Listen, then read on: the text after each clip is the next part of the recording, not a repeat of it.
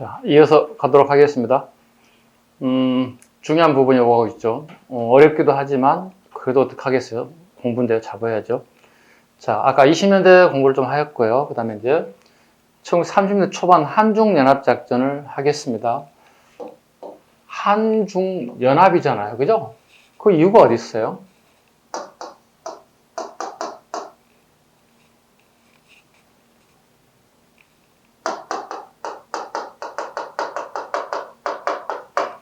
만주사변으로 중국 땅 일부가 간도 지역이 일본에 넘어갔어요. 그렇다면 중국 입장에서는 일본에 대해서 우리나라와 힘을 합칠 수가 있다는 거예요. 왜? 공동의 적이 생겼잖아요. 그게 일본이 됐잖아요. 그죠? 네. 공동의 적 또는 공공의 적이 생겼는데 그 대상이 일본인 거예요. 그러다 보니 한국과 중국이 연합작전을 펼칠 수 있었다는 거죠. 중요한 의미를 가지고 있습니다. 초반입니다. 지금 3일 초반 한중연합작전인데요. 자, 우리 가장 아까 20년 했던 것 중에 하나가 정의부, 참의부, 정의부, 신민부 있었던 거 기억나시죠? 네. 이네들이 새롭게 단체를 만들어야 할 필요가 있더라는 겁니다. 네, 그게 첫 번째가 혁신의고요. 그 다음에 국민부입니다.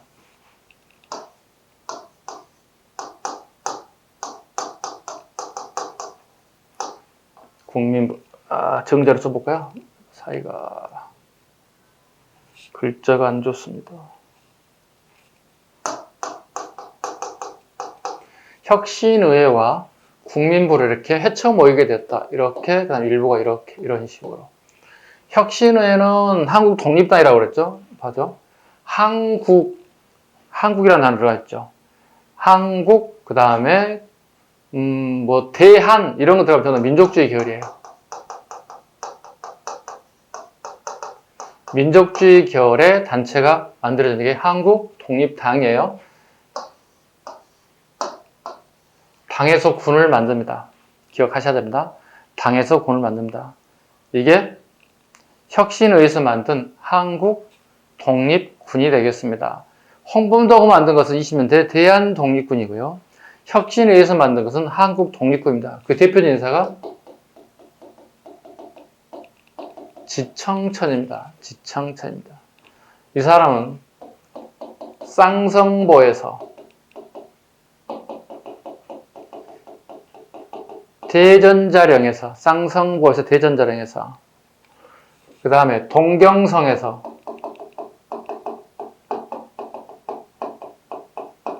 경박호에서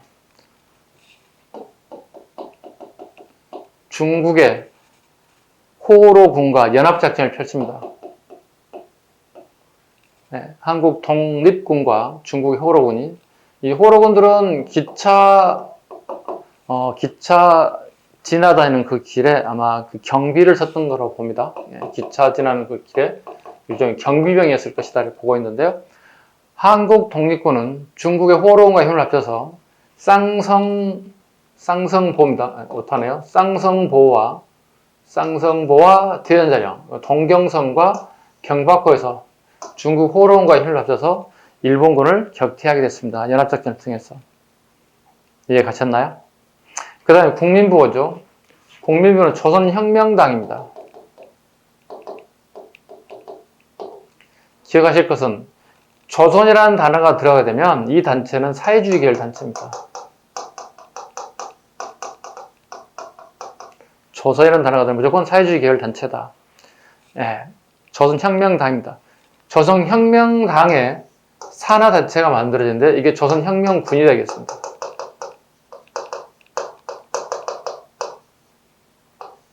당에서 항상 뭘 만든다고요? 군을 만든다고. 여기 가장 대표적인 인사가 그 이름도 유명한 양세봉이죠. 양세봉입니다. 양세봉은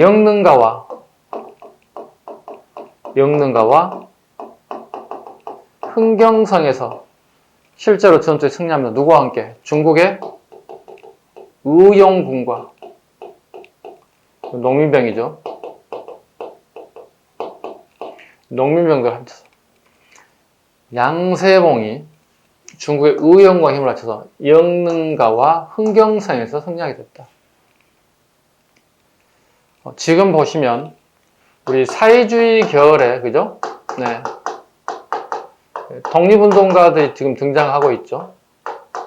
그 대표 첫 번째 인사가 김원봉, 두 번째 나올 인물이 김두봉, 세 번째 나올 인물이 양세봉. 어때요? 봉 브로더스. 원봉, 두봉, 세봉. 여기서 좋아. 원봉, 두봉, 세봉. 자, 그런데 아쉽지만 이렇게 승리했지만 양세봉은요. 원래 이 양세봉 장군은 원래 잔병이 부대를 끌고 다녔어요. 일종의 팬티 부대라고 불러요. 팬티 부대라고 불러요. 이 사람들은 주로 이제 압록강을 건너서 지금 간도 지역에 있던 애들인가 압록강을 건너와서 압록강 건너에 우리 나라의 일본군이 주둔해 있다고. 여기에 와서 막 사격을 하고 압록강을 건너가서 다시 도주하는 일종의 이런 잔병의 부대를 일종의 팬티 부대만. 왜냐면 팬티 부대라고 불리게 된 원인은 이거였어요. 한겨울에 압록강을 건너려 치면 얼음이 얼어 있어서 살얼음이 얼어 있어서 옷을 입고 건너기 되게 어려웠다는 거예요. 옷을 입고 건너기가. 그러다 보니 옷을 다 벗고 팬티만 입고 총을 들고 이렇게 손을 들고 이렇게 총을 들고 압록강을 건넜다는 거예요. 그리고 건너서 압록강 건너서 사격 팍팍 하고 다시 팬티를 입고 막 달려온다는 거예요. 시간적 여유가 있으면 압록강 건너에 벗어났던 군화라든가 그 다음에 군복이라는 걸 다시 챙겨 있겠지만 잊지 못했을 경우 어떻게 그냥 급하게 들고 이동해서 다시 옷을 갈아입는 이런 팬티 부대를 출발했던 인사이고요. 양세봉은 일반 농민 출신이에요. 농민 출신이 장군의 반열까지 올라간 입지전적인 인물 중에 하나가 양세봉이었던 겁니다. 근데 아쉽게 양세봉 장군은 1934년에 잘못된 정보, 그죠? 잘못된 정보를 듣고 파견됐다가 잠복죄에 걸려 결과적으로 사망하고 말았고요. 또 일본 애들이 되게 나쁜 만행을 저지릅니다. 양세봉이 혹시 시신을 묻고 보통 이런 형태 봉토를 들은 무덤을 만든다면 그 부하 직원들이랑 찾아내고 또 어떤 짓을 할지 모르겠다 싶어서 평장을 해버렸어요. 이거 묘가 아닌 것처럼 평장을 했고 그 다음에 양세봉 장군의 부인과 아이들까지 가서 암살하는 이런 아주 나쁜 짓을 저질렀던 대표인 일본 애들이라고 보시면 되겠습니다. 이게 전 혁명군 양세봉에 대한 얘기입니다. 그래서 양세봉은 여기서 더 이상 할 수 없어서 이제 끝나게 되는 거예요. 그 양세봉의 전 혁명군은 이제 마무리될 수밖에 없었습니다. 자, 그런데 이제 우리 1930년대 중반이 되면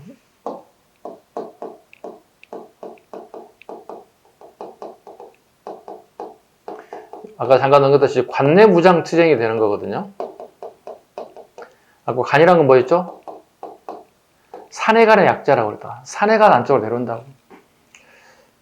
자, 간도 완전히 일본 애들에게 넘어갔어요.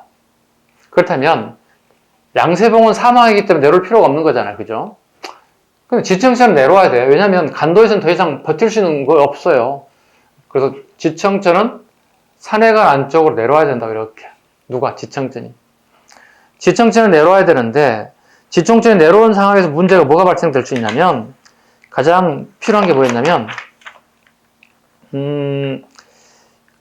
이 지역에 간도 지역에 쉽게 이 간도 지역에 살고 있는 우리 조선인 입장에 봤을 때는 완전히 허무주의에 빠질 수밖에 없는 거예요. 허무주의에 빠지더라는 거예요. 이때 김일성이 등장해요. 이게 김일성의 보천보 전투예요. 김일성의 보천보 전투가 이때 일어납니다. 요 시기입니다. 김일성의 보천보 전투는 요겁니다. 30대 초반 한중연합작전이 끝나고 난 다음에, 그죠? 30대 후반에 넘어가겠죠? 1937년이겠죠? 1937년에 김일성은 보천보에서, 즉 원래 김일성은 동북인민혁명군에 있었죠. 동북인민혁명군에 있었던 인물입니다. 동북지방에 있는, 그러니까 국적을 초월한 얘네들이 다, 그러니까 공산당 애들도 할 것 없이. 근데 이게 싸움이 벌어지다 보니까 명칭이 다시 바뀌었습니다. 동북항일연군으로 바뀌죠. 조선인민혁명군이 있을 때 중국 애들과 우리가 같이 힘을 합치고 있었다는 거야. 근데 얘네들이 일본의 중국 애들이 우리 조선인 사람들이 정보를 팔아넘긴다는 어떤 미명하에 우리 조선인들 갖다가 단둘이 하거나 피해를 주거나 어떤 죽음의 일이까지 한다는 거예요. 이때 이제 조선인들이 탈당해 버리죠. 다 나와버리죠. 이럴 바에는 우리가 굳이 나올 필요 없다. 그래서 중국에 다시 얼레고 달래서, 그렇다면 우리가 국적을 불문하는 연합군을 만들자. 그래서 동북지방에 동북지방 일본을 저항하는 항일 연군을 만들자 해서 만든 게 동북항일 연군입니다. 이게 36년입니다. 아셨나요? 이 김일성이, 그죠? 함경도의 조국 강복회의 도움을 받습니다. 여기입니다. 함경도 지역에 조국 광복회의 도움을 받아서 보천보 지역까지 길 안내를 받았다는 뜻이에요. 이때 김일성의 나이가 되게 어린 나이였다. 27세, 8세 됐다는 거예요. 이때 우리나라 기록에 의하면 압록강을 건너와서 사격을 하고 돌아갔는데 죽은 자가 3명이다. 이렇게 우리 기록에 나와 있습니다. 우리나라 기록에. 그 파출소를 습격했는데 파출소 직원 1명, 지나간 행인의 아이를 갖고 있는 어린아이, 그다음 지나간 행인 하나, 경찰서 직원 하나, 이런 식으로 죽었다는 거예요. 되게 우리는 축소했던 부분이 있고요. 그 다음에 북한에서는 북한의 역사를 지키기 위해서 보천보 전투로 시작해서 김일성의 어떤 혁명을 아주 뭐랄까요? 뻥튀기 한다고 할까요? 속된 말로. 이게 가장 대표적인 북한의 역사라고 들었거든요, 제가. 저도 북한의 역사책을 보지는 못했지만 탈북민들 얘기를 들어보면 그런 얘기가 나오는 것 같아요. 김일성을 시작해서 김일성 끝난다는 거거든요. 그래서 얘네들이 물어보면 고골백칠라 같은 얘기 처음 들어본다는 거예요. 네. 고골백칠라 이런 얘기, 삼국시대 이런 얘기 처음 들어보는 거예요. 우리나라 와가지고 처음 들어본다는 거예요. 그만큼 역사를 애고겠다고 봐야 되겠죠. 네. 이게 이제 김일성의 가장 대표적인 전투, 보천보 전투입니다. 최소한 더 시점. 예, 이게 또 우리나라 이제 동아일보가, 우리 보수신문의 가장 대표인 이제 동아일보인데요.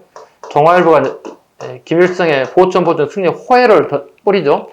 호해란 신문지가 정식 아침에 발간되고 난 다음에 별도의 어떤 뉴스가 있을 때 이런 A4 종류 중 하나 정도 인쇄를 통해서 서울에 있는 시민들에게 지나가는 행인들에게 막 뿌리는 거야. 호해요, 그냥 어린아이들 신문 배달하는 애들 막 뿌리는 거야.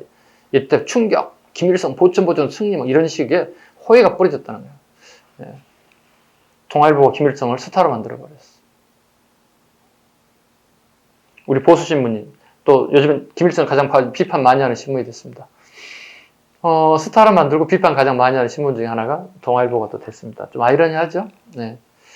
나쁘다는 의미는 아닙니다. 사실은 사실들 보도했던 것들이고, 또 요즘에는 또 북한의 행적을 또 비판하는 건 당연한 일이겠죠. 진보신문이든 보수신문을 떠나서 당연히 해야 할 부분들이라고 생각을 합니다. 그렇다는 얘기입니다.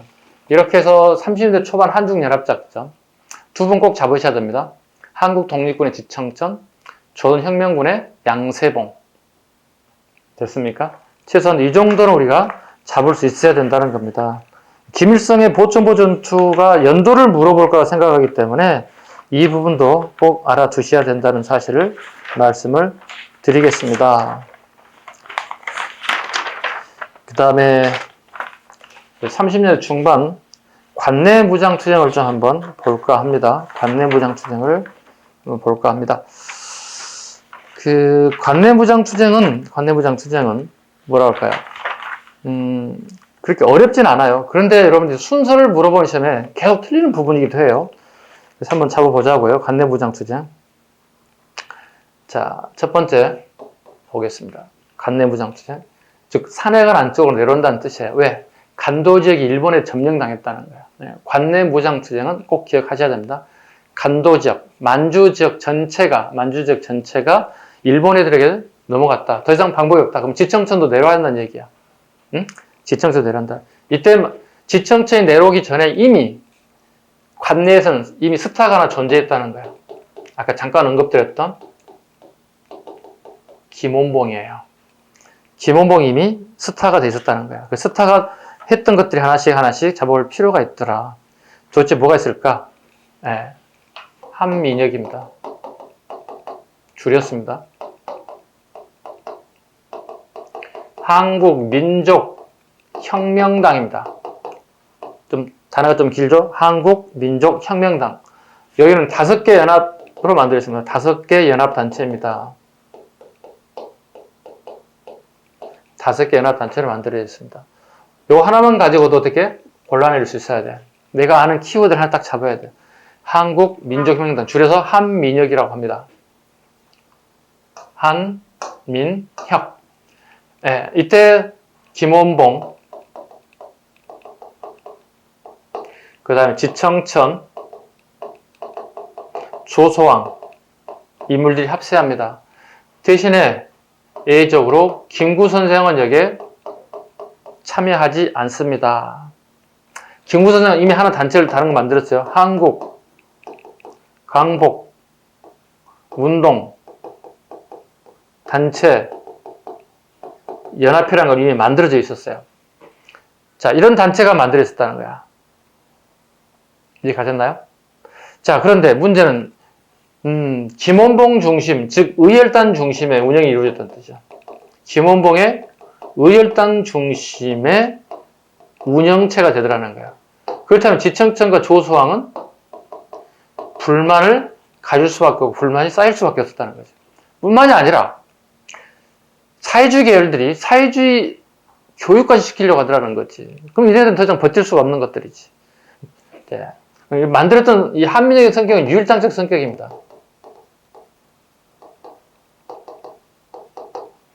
네. 좌우가 합쳐졌잖아요. 그죠? 좌우가 하나 됐잖아요. 이걸 유일당이라고 불러요. 좌우가 하나가 됐다. 유일당적 성격이 찐다. 됐습니까? 네. 한민혁. 자, 그런데 이게 결과적으로 떠나게 돼요. 누가요? 지청천과 조소왕이 떠나게 됩니다. 떠나게 됩니다. 같이 합칠 수가 없잖아요. 그렇다면 김원봉하게 남지 않는 거죠. 김원봉이 혼자 남습니다. 이게 일명 줄여서 조민혁입니다. 적어볼까요? 풀네임. 조선민족혁명당입니다. 조선이 되면 일단 뭐예요? 사회주의 계열. 한국이 들어가게 되면요? 네, 민족주의 계열이라고 얘기합니다. 네, 조선민족혁명당이 만들어집니다. 줄여서 조민혁이라고 합니다. 몇 년? 1937년. 누가 주도했다? 김원봉이 주도했다. 당에서 뭘 만든다고요? 군대를 만든다고요. 그게 조선의용대입니다. 어디에서? 1948년 한꺼우에서.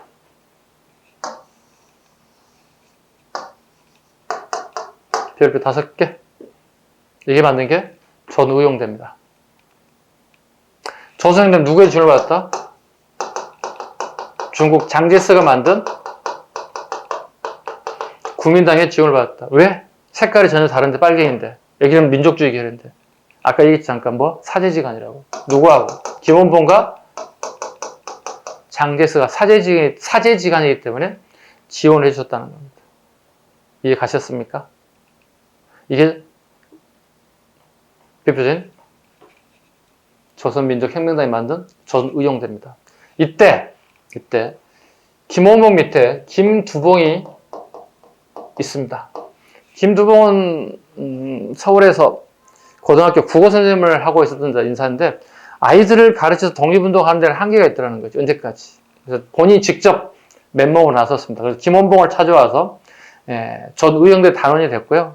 훗날 김두봉이 넘버 2가 됩니다.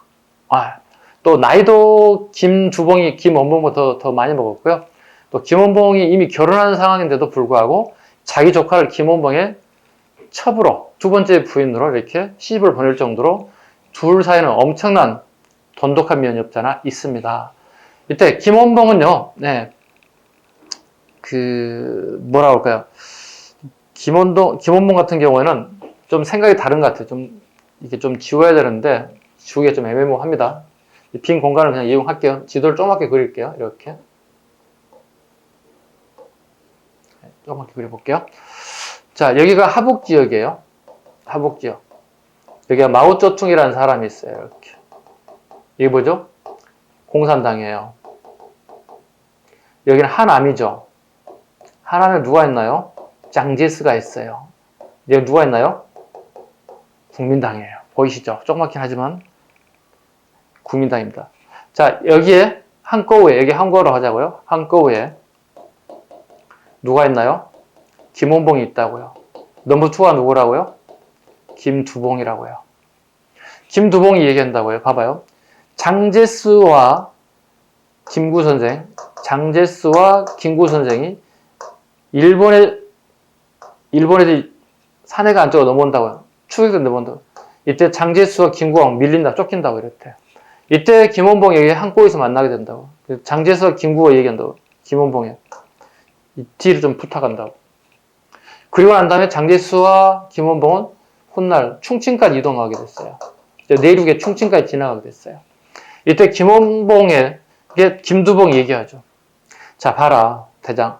저기 공산당 애들 봐라. 우리가 색깔도 같지만 이 마오쩌둥 애들은 일본에 남아있을 때 꼼짝도 버티고 있지 않느냐. 나 저기에 보내달라.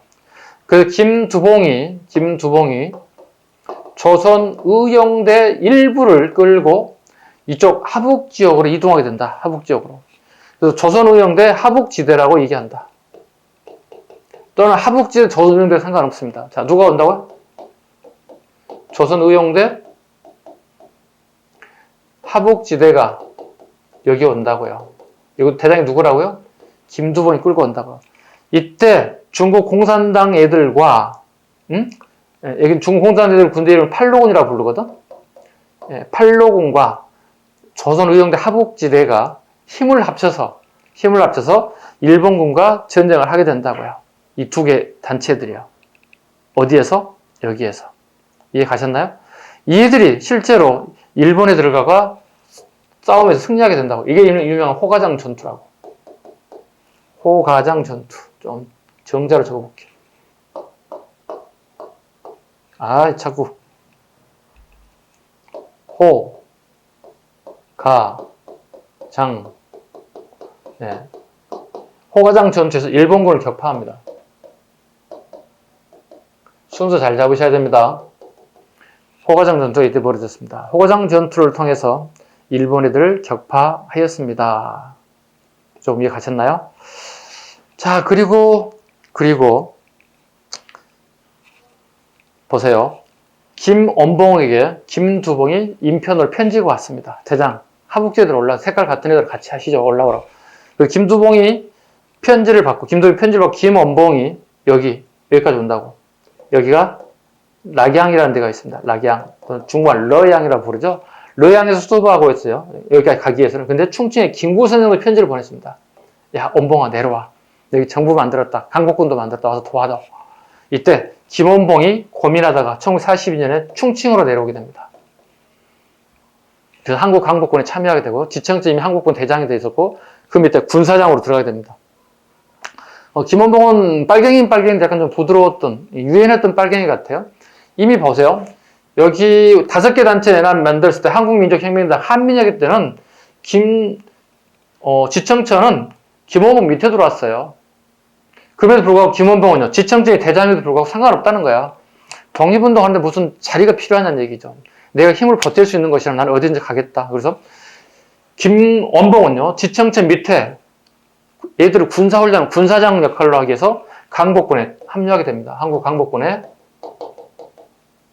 누가요? 참여하게 됐다. 누가? 김원봉이. 이게 40년 가장 큰 사건이에요. 그래서 이 연도를 꼭 외워주셔야 돼요. 1940년에 김원봉이 여기에 참여하게 됐다. 엄청난 일이 된 거죠. 이해 가셨습니까? 네. 그리고 난 다음에 1942년도로 가보자고요.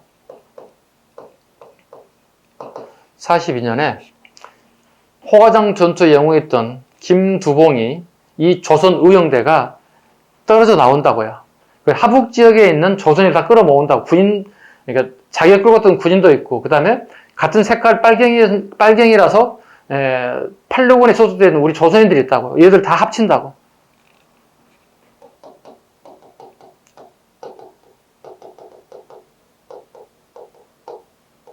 하북지역 조선 독립동맹이 만들어진다고. 누구에 의해서? 김두봉이 주도해서 하북 조선 독립동맹이 만들어집니다. 이때 군인이 만들어지죠. 이때 만든 게 조선 의용군입니다. 기억 잘 하셔야 됩니다. 의용대와 의용군을 구분 못하시면 안 돼요. 김원봉이 만들었던 건 조선 의용대가 되는 거고, 의용대를 끌고 하북지대에서 호가정도 승리하고 난 다음에 다시 40년이 빠져나서 그 지역 전체 조선을 모아서 만든 게 하북 조선 독립동맹이 되는 거고, 그럼 하북 조선 독립 산하에 조선 의용군이 만들어진다고요. 이해 가셨죠? 자, 이게 42년 이후입니다. 이해 가셨죠? 자, 이게 한ля가 되게 컸던 거고요. 그 다음에 우리가 1945년 해방이 된다고요. 8월 15일 날. 우리가 열심히 싸우는 것보다도 일본의 패망이죠. 나가사키와 히로시마의 원자폭탄이 두 방이 떨어지면서 일본이 항복할 수밖에 없었고, 그리고 45년에 8월 15일 해방이 됐습니다. 자, 8월 15일 해방되고 난 다음에 김구 선생을 따라 김원봉 우리 대한민국으로 옵니다. 대신에 김원봉 비행기 내리자마자 체포됩니다. 그 당시 일본 경찰의 가장 최고 고문 기술자 노덕술에게 체포됩니다. 노덕술에 체포돼서, 노덕술은 원래 경상남도에서 고문 경찰로 되게 유명했던 인물인데요. 이 사람이 해방되고 나면 서울시경을 와가지고 색깔을 탁 바꿔가지고 경찰이 됐어요. 김원봉이 비행기 내리자마자, 트랩에서 내리자마자 바로 체포. 너 이놈의 새끼 빨갱이지 해서 체포해버리는 거예요. 그리고 경찰 데려가서 고문해서 엄청나게 많은 고통을 주었습니다. 이때 우리 독립운동가들이 그 소식을 듣고 경찰서 찾아가가지고, 서울시경에 찾아가가지고 데모를 합니다. 노덕술이 너 이놈의 새끼, 어디 너, 일제치하에 친일했던 고문 경찰과 주제에 독립운동가를 잡아다 이렇게 고문을 하고 있냐고. 죽인다, 당장 죽인다, 난리를 냅니다. 독립운동 다 쫓아갑니다. 그래서 시경에서 내줄 수밖에 없었어요. 그리고 난 다음에 김원봉이 나왔지만 되게 고생을 많이 했고요. 훗날, 우리 사기메이라고 하거든요. 우리나라의 김구 선생과 김규식, 북한의 김일성과 김두봉이 사자가 평양에서 회의를 한다고. 이때 김원봉이 따라갔죠. 김구 따라가서, 구형, 나도 데려가 주세요 해서 따라가죠. 그리고 난 다음에 돌아오지 않습니다. 왜? 남쪽하고 코드가 안 맞았던 것 같아요. 왜냐면, 남쪽은 이제 친일했던 애들이 전부 다 권력을 잡게 됐고, 그 애들이 자기 자신을, 또 자기 자리를 보존하기 위해서는 살 수 있는 방법이 무조건 반공이었어요. 공산주의를 반대하는. 그 애들을 잡아다가 색출해서 감옥에 넣거나 죽이는 방법밖에 없었거든요. 살 수 있는 방법들. 그러다 보니까 우리나라는 반공이라고 하는 정신에 쌓이다 보니까 가리지 않고 엄청나게 많은 희생자가 따라졌다는 거예요. 김원봉 같은 사람이 얼북했던 부분은 참 안타까운 부분이다 생각하죠. 얼북하지 않았다면 일제강점기 사회주의자는 큰 문제될 건 없습니다. 제 판단에. 왜? 독립운동이라고 하는 모토가 있었지, 그때 사회주의가 건설이나 이런 건 없었거든요. 국가 건설, 또 국가 운영 이런 거 없었거든요. 색깔이 빨간색이었지, 사는 거는 관계없었거든. 그렇다면 우리나라에 와서 어떻게, 내가 사회주의를 잘못 생각했어. 반성하고 민족주의자가 되어서 또 민주주의적 운동을 통해서 대한민국의 국민이 됐다면 참 좋았을 텐데 안 싶은 분입니다. 자, 해방이 되고 나자 김두봉은 어떤 헷갈이 있을까? 김두봉은요, 중국의 해방 이후에 두 개의 정부가 쓰러진다. 중국도. 하북 지역의 공산주의, 그 다음에 하남 지역의 국민당 계열의 민족주의 계열을 싸우게 됩니다. 이 두 개가 서로 치열한 싸움이 벌어집니다. 이때 김두봉은 장제스 밑에가 아니라 마오쩌둥 밑에 같은 색깔 애들이 힘을 합치게 돼요. 이 결과 마오쩌둥 계열의 사회주의 계열의 공산당이 승리하게 됩니다. 이때 김두봉이 큰 공을 세웠어요. 이때 김두봉이 끌고 다니는 부대가 의정부인 10만 명이었습니다. 의정부인 10만 명이었습니다. 자, 이게 김두복이 큰 역할을 했다는 거예요. 그래서 마오쩌둥이 중국을 통일하고 난 다음에 야, 이 김두봉의 공을 넓게 평가했다는 거 아닙니까? 그 마오쩌둥 일기에까지도 이렇게 크게 넓게 평가했다는 겁니다. 전 의정대 이런 가장 대표적인 인물들. 훗날 김두봉 같은 인물들이 이쪽 하북 지역 애난 지역에서 활동했기 때문에 김두봉 같은 인물들을 애난파라고도 불러요. 또는 우리말로 연안파라고도 부른다고. 김두봉 같은 사람들을. 훗날 해방된 정부의 김일성에게 다 숙청당합니다. 6.25 전쟁 이후에 연안파들 전부 다, 즉 연안파들이 숙청당하죠.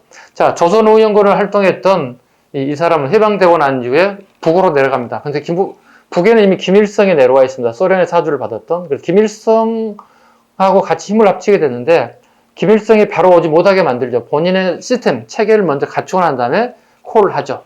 러시아에게 부탁을 하죠. 내려보내시면 안 된다. 중국도 마찬가지. 김일성이 권력을 잡고 난 다음에 김두봉이 가서 2인자 노릇을 하게 돼요. 그러고 난 다음에 전쟁에 실패했죠. 우리가 6.25 전쟁에 김두봉 같은 사람이 실패의 책임을 묻고 숙청당하게 됐습니다. 연안파로서요. 왜냐하면 연안파 숙청 사건이 이렇습니다. 김일성이 해외 외교 활동을 하기 위해서 나갔는데 김두봉 같은 사람들이 김일성은 아니라는 거야. 그러니까 오리지널 사회주의자 아니라는 거야. 즉 독재하는 사회주의자라는 거야. 자기들이 알고 있는 사회주의가 아니라는 거야. 글쎄 사회주의가 뭐가 자기들이 알고 있는 사회주의는 잘 모르겠지만 자기들이 생각하는 사회주의는 아니라는 거야. 독재하는 사회주의라는 건 있을 수 없다는 거거든. 그래서 김일성을 축출하려고 하는 공작을 펼치다가 이게 발각돼서 김일성이 다시 컴백, 평양에 돌아와서 연안파들 다 숙청하게 됐어요. 그 결과 연안파를 포함한 기존의 민족주의 계열의 독립운동가들 상당수가 가있어서 싹 전부 다 정리됐고요. 김일성 주도하에 사회주의 운동을 했던 사람들, 즉 소련파들이라고 봐야 되겠죠. 일종의 그런 친구들만 살아남았고요. 전부 싹 제거됐어요. 그래서 오늘날까지 김일성과 그의 자식 김정일, 김정은까지 전부 다 그 김일성의 혈통을 가지고 있는 애들이 가장 알짜배기 자리를 아마 차지하고 있지 않을까 이런 생각을 합니다. 자, 이렇게까지 3년도까지 쭉 설명을 드렸고요. 어때요? 좀 쉽지는 않죠. 양이 좀 많죠. 이걸 좀 복습을 좀 많이 했으면 좋겠습니다. 이렇게 해서 30년대 무장투쟁까지 한번 살펴봤고요. 그 다음에 페이지를 좀 넘겨보겠습니다.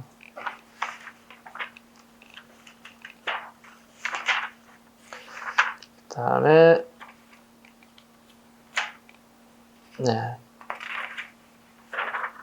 좀 지울게요. 너무 많아져서. 843페이지. 사회적 민족운동.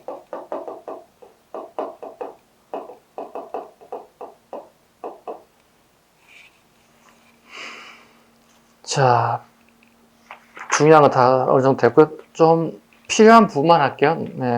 너무 어려운 하지는 않겠습니다.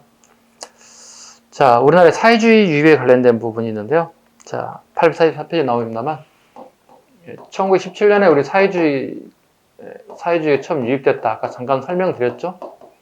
1919년 우리가 3.1운동 이후에 본격적으로 유입되기 시작했다. 그러니까 사회주의가 우리에게 미친 영향을 크다고 봐야 되겠죠. 사회주의는 여러 분야에 되게 많은 영향을 미치게 됩니다. 뭐 교육, 노동, 농민, 여성 모든 부분에 다 미치게 되는데요. 그 미치게 되는 부분들 하나씩 살펴보겠습니다. 845쪽에 청년운동 영향을 미치게 되었다. 어떤 영향을 미치게 됐냐? 청년들에게도 영향을 미치게 되었다. 청년운동도 여기 포함된다. 좀 갈게 썼더니 이게 글자가 정자가 안 보이는군요. 청년운동 큰 영향을 미치게 됐다. 그리고 앞에 조선자가 들어가면 전부 다 사회주의 영향을 보시면 사회주의 계열을 보시면 됩니다. 조선 청년 총동맹.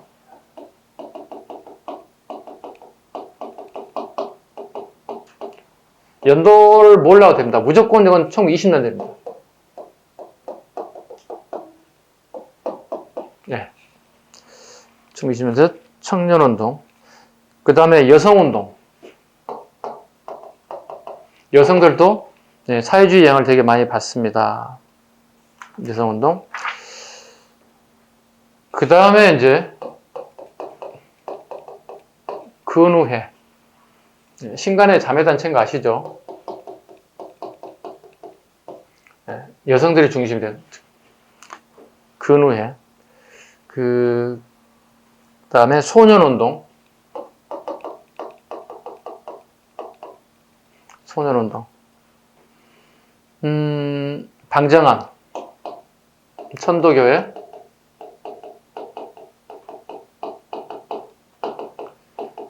방정환 선생에 의해서 소년운동이 이루어졌고요. 그 다음에 어린이라고 하는 잡지가 또 만들어졌죠. 그 다음에 어린이날이 제정됐죠. 어린이날 몇월 며칠인가요? 원래 5월 1일로 처음 제정됐습니다. 네, 그리고 60년대에 5월 5일 날로 이렇게 수정됐습니다. 네. 최근에 기출되기도 했어요. 뭐 이런 거 자주 봤던 내용들이고요. 그 다음에 형평운동.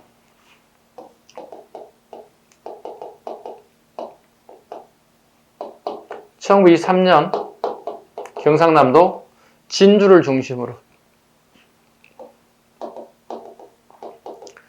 백정들에 대한 운동입니다. 우리가 갑오기역 때 그죠? 1894년에 우리 갑오기역이 이루어졌는데 이때 이미 우리는 신분 해방이 끝났거든요. 법적으로. 그런데도 사회 저변에는 백정들에 대한 형평운동, 백정들에 대한 사회에서 보는 시선이 안 좋았다는 거야. 그래서 얘네들이 불만이 터져 나왔다고. 이게 형평운동이에요. 형평이란 우리가 시국점에 돼지고기 사러 갈 때, 소고기 사러 갈 때 한 근 주세요. 600g 주세요 할 때 지금의 전자거울을 달지만 예전에는 추가 하나 있었다고. 600g 추와 돼지고기 한 근이나 이렇게 균형이 맞아야 한다. 이렇게 되면 안 되는 거잖아요. 많거나 적어가는. 그래서 형평이라는 거 이게 똑같이 해달라는 얘기거든요. 백정이 됐던 일반 백성이 됐던 누가 관계없이 전부 다 평등 사회가 됐기 때문에 형평해달라는 얘기죠. 형평운동이 진주적에 벌어진 이유가 학교에서 벌어졌습니다. 어린 학생들에 대한 부분이 터져 나왔습니다. 학생들에 대해서. 왜냐하면 학생들 출석부에 학교 선생님들이 도안이라는 도장을 이렇게 찍어놨다는 거예요. 도안. 백정이라는 거야. 다른 친구들이 몰랐던 사실을 네 아빠가 백정이야? 다른 친구도 다 알게 되면서 학교를 다닐 수 없는 환경을 만들었다는 거야. 학생들에게 우리가 지금 그런 의식은 거의 없지만 이 당시에는 이런 게 되게 컸다고 봐야 돼요. 신분제 사회가 이제 막 끝나가는 사회에서 니네 집이 이거였어? 너하고 같이 못 놀겠다? 막 이런 식이에요. 그 다음에 목욕탕. 같이 목욕탕 같이 못 가. 아니 옷 다 벗으면 꽃 같은데 지나자면 뭐가 다를 게 뭐가 있어? 꽃 같은데 목욕탕. 이발소 주인들도 못 오겠다는 거야. 왜? 기존의 양반들이 저 친구 나 오면 같이 여기 이발소 안 올 거야 이렇게 했다는 얘기야. 그래서 가장 큰 문제가 터진 게 이제 교회입니다. 네. 교회에서 백정과 같은 예배 시간을 같이 할 수 없다. 예배 시간을 다르게 해달라. 이걸 요구하게 됐어. 이게 폭발하게 되는 거예요. 가장 큰 문제죠. 지금 교회에서 가장 필요한 게 사랑, 자유, 박애 다 날아갔어. 그래서 형평운동이 터져 나올 수밖에 없었어요. 진주 지역을 중심으로 형평운동이 터졌다. 다르게 표현하면 뭐죠? 사회주의가 나쁜 부분도 분명히 존재합니다. 그러나 일정 부분은 우리 사회에 긍정적인 요소를 미친 부분도 있다는 거예요. 청년들이 자각하겠다. 여성들도 자각했다. 소년들까지 자각하고 하물며 백정들까지 자각하게 되었다. 자각. 이런 자각의식이 등장했다. 어느 분야, 어느 계층이든 간에 이 사회주의 부분이 부당함에 대해서 형평하지 않는 부분에 대해서 내가 불만을 가지고 나의 의사 표현을 하게 된다는 거야. 운동을 하게 됐다. 이런 부분에서는 되게 긍정적인 부분이다. 물론 부정적인 부분 상당히 많습니다. 형평사 운동에 대한 부분까지. 그 다음에 849페이지 형평사 운동, 민족유일당 운동 보겠습니다. 민족유일당 운동. 아니야, 좀 더 넘겨가야 되겠다. 850페이지를 한번 넘겨볼게요. 그러니까 신간에 잠깐 언급드렸던 부분이 있죠. 신간에는 별표 5개 좀 해주실래요? 네, 별표 5개. 신간해가 나오기 전에, 신간해 아까 얘기했다시피 1927년이라고 그랬어요. 그죠? 앞에 1926년에 조선 민흥회가 있다고 그랬어요. 조선 민흥회. 그 물산 장려운동 했던 그 민족주의 계열 애들과 사회주의 계열이 힘을 합쳤다 보시면 돼요. 네, 물산 장려운동 했던 애더라고요.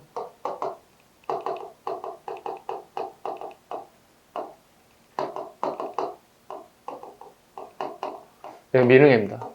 한 발짝 더 나갑니다. 이게 뭐라고요? 네, 정오의 선언이라고요. 이렇게. 그 결과에 나온 게 신간해입니다. 민족 유일당 성격이다.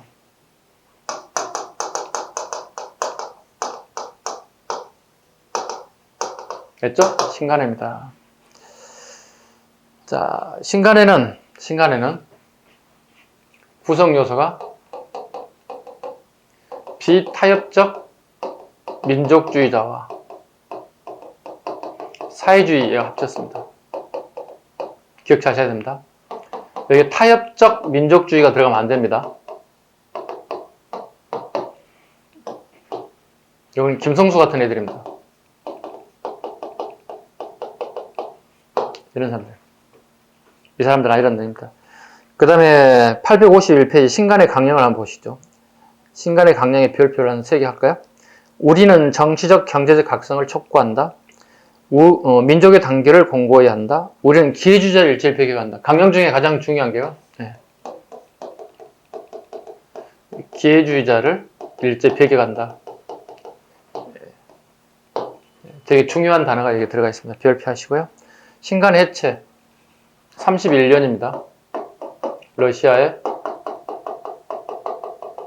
코민테른의 태제에 의해서, 우리말로 하면 명령입니다. 코민테른에 의해서. 코민테른이란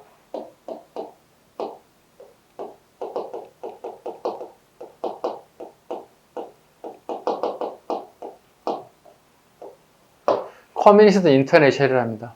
국제공산당이라는 뜻이죠. 국제공산당은 이렇게 좋은 공산주의를 모든 나라에게 보급하겠다. 그런 취지로 만든 게 코민테른이었어요. 근데 신간에는 봤더니 순수하게, 그죠? 순수한 사회주의 국가가 아니더라는 얘기야.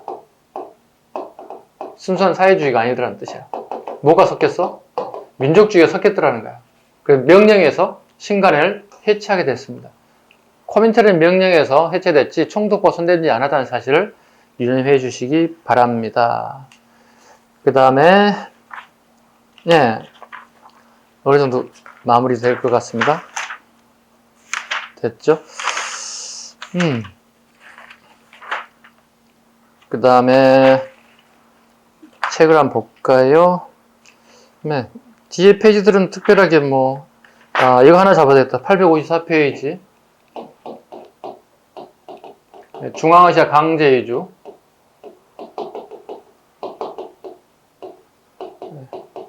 네. 연도 하나 체크하겠습니다. 1937년. 네, 연해주에 살고 있던 우리 조선인들이 중앙아시아로 강제주, 기차도 강제주, 엄청나게 많은 희생을 따르게 됐다. 이 연도 많이 물어볼 겁니다. 37년. 이때 우즈베키스탄, 키르기스탄 이런 동네, 즉 고려인들이 살게 된 계획이. 그 다음에 일본의 이제 간동대약살을 하나 또 봐야 되겠습니다. 간동대약살. 855페이지.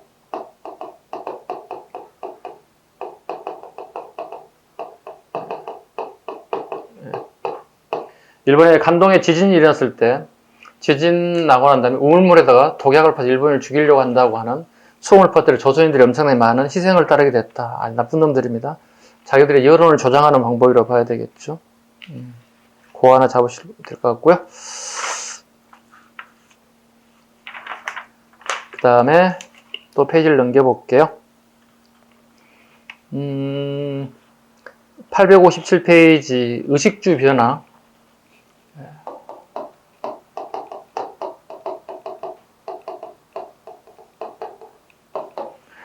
일본의 영향을 봐서 우리가 의식주의 변화가 되게 많이 오게 되죠. 20년대, 30년대에 우리나라 이제 멋쟁이들이 좀 나타나는 이제 모던보이, 모던걸이라고 등장하죠. 모던걸, 모던보이. 모던이라는 말은 근대, 현대 이런 뜻이죠. 그러니까 여성들이 미니스커트를 입고 힐을 신는, 구두 힐을 신는 것들, 남성들이 이제 정장을 하고 양복 정장을 입고 하는, 나라가 망해 죽어가는 입장인데 그거와 관계없이 나는 내 맛대로 살겠다는 이런 친구들 등장했다는 거예요. 모던보이, 모던걸이라고 학술적으로 칭하게 됩니다.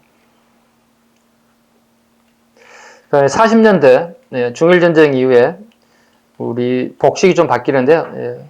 우리나라 남자들 한복이나 양복도 이제 국방색 국민복 40년대 국민복 국민복을 입었고요. 그 다음에 여성들은 이제 몸빼바지. 일본인들이 일하기 편하게 만들었던 게 식에서 몸빼바지라고 하죠. 일종의 다른 말로 에바지라고도 하죠. 이런 것들이 유행했죠.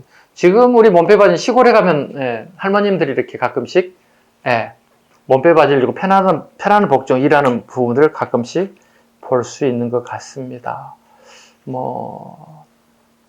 그 다음에 858페이지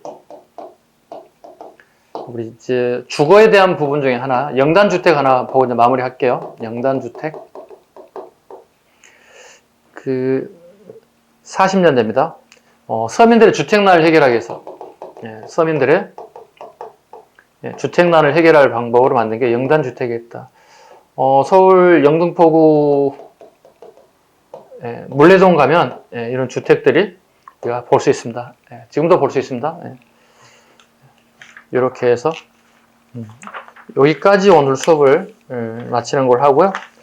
다음 시간에 경제적 민족운동부터 하는 걸로 하겠습니다. 자, 수고하셨습니다. 마치겠습니다.